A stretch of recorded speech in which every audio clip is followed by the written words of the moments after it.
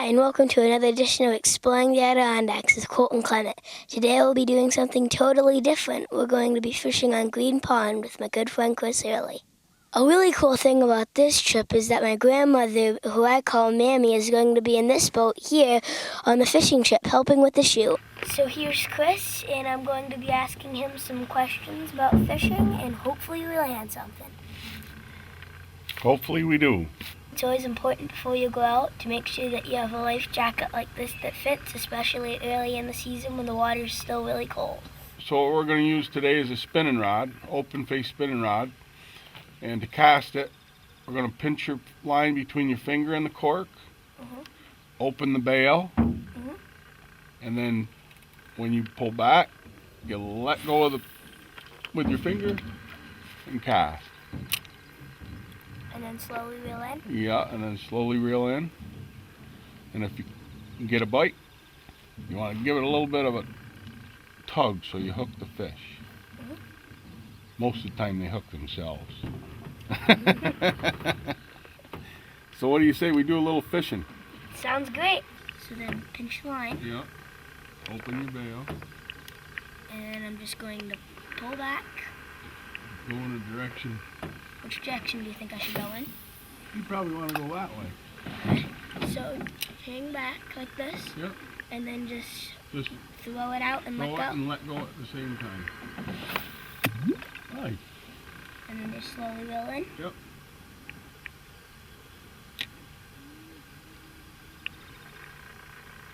I saw a fish jump a little while ago. Pretty cool. Right behind you. Nice.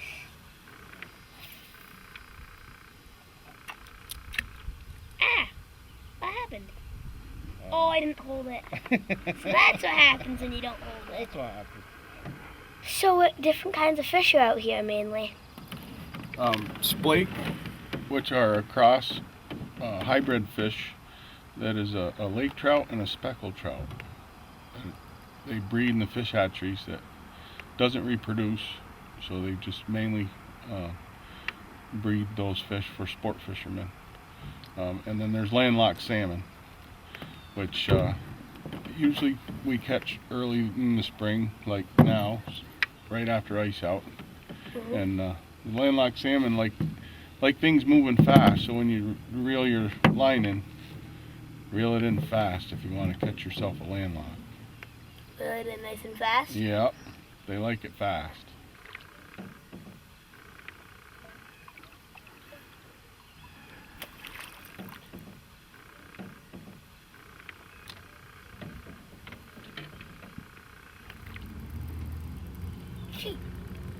That's your drag working. See how that goes? So when you got a big fish on, that'll let line out just enough at a certain tension so that the fish doesn't get off, because you always want to hold tension on the fish. You never want to let your line get slack. What am I using this time? I'm going to put a little Cleo on. Is that an imitation of a certain fish? They're all, I think pretty much any lure is supposed to imitate a fish, being that that's what fish feed on.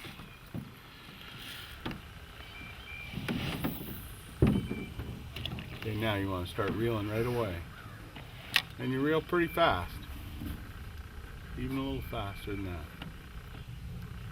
There you go, that's pretty good right there. So what are the different depths of the lake? This pond is 70 feet deep in the deepest spot. And where we're fishing right here is a sandbar. I call it a sandbar, it's more or less a gravel bar. But the fish seem to come into the shallow area and feed. How does the sandbar affect what fish you catch?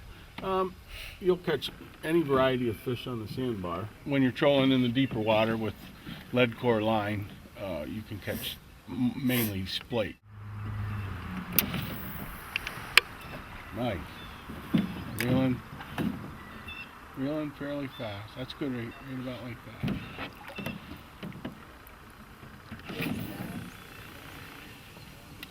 You're getting it, huh? Fun. Yeah. We just need to catch something, huh? Yep, that's all we need now.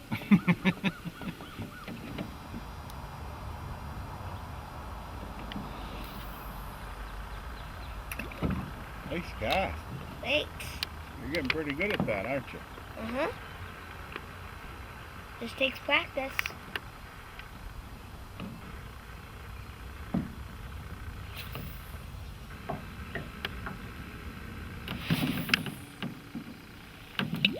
Nice.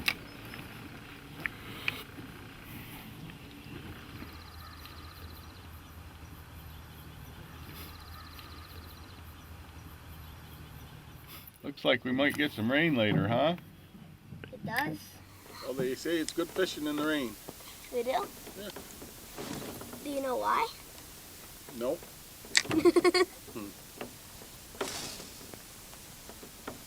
We may have to change things up here and put something else on. That's what I'm thinking. You thinking? Yeah. Wouldn't hurt. Sure. Hopefully, maybe it'll make a difference. Yeah. What do you say we try one of these jigs? Sounds good to me. Now these you fish on the bottom. What do you mean? Go down.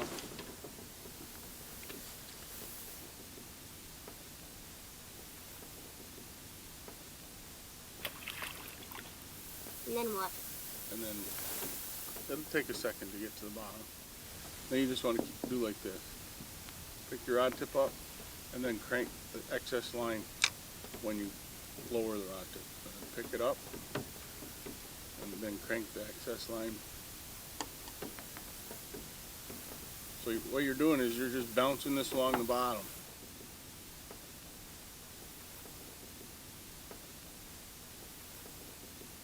So this is more likely to catch a splake with one of these? Mm-hmm. Yeah, splake will feed on the bottom more than a salmon. Well, this rain is pretty wet, you could say. Yeah. Well, the spinning rod wasn't working, so we decided to come up here and try the fly rod.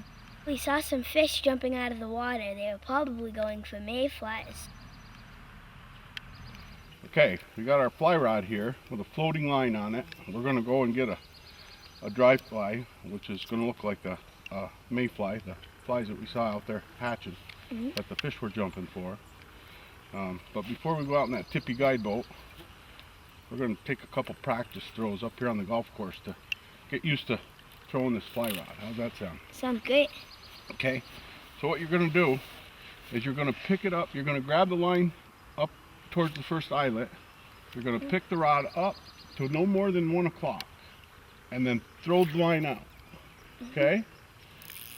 And then you can pull more line off the reel, but always grab it up here and pick it up 1 o'clock, let it straighten out behind you and throw the line out, okay? We'll give it a couple tries up here before we go out in that boat. There you go, that was good.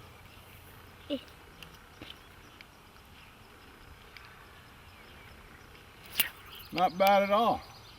For the first time, huh? Nope, haven't seen it.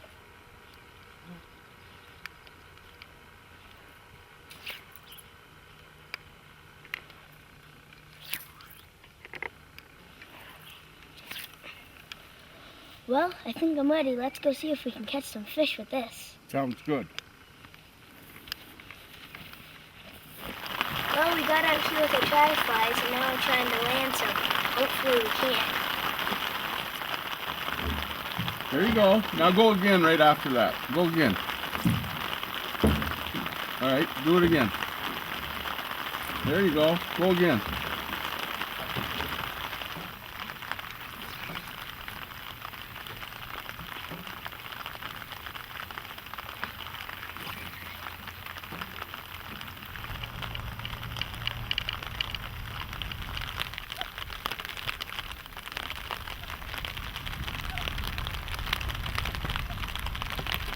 Well, I'd like to thank Chris Early for taking us out today. He's already invited us back out for another time, and hopefully we'll catch some fish.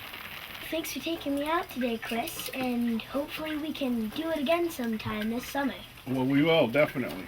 And here's a fly rod you can take home and practice in your backyard. Oh yeah, fly rod's hard, not easy. No, it takes a long time to Uh-huh. practice and get so you can throw it good. But you can do it in the backyard. Next time you come over, I bet you'll be throwing like a champ. Well, thanks for taking me out, and thanks for the pull. You're welcome.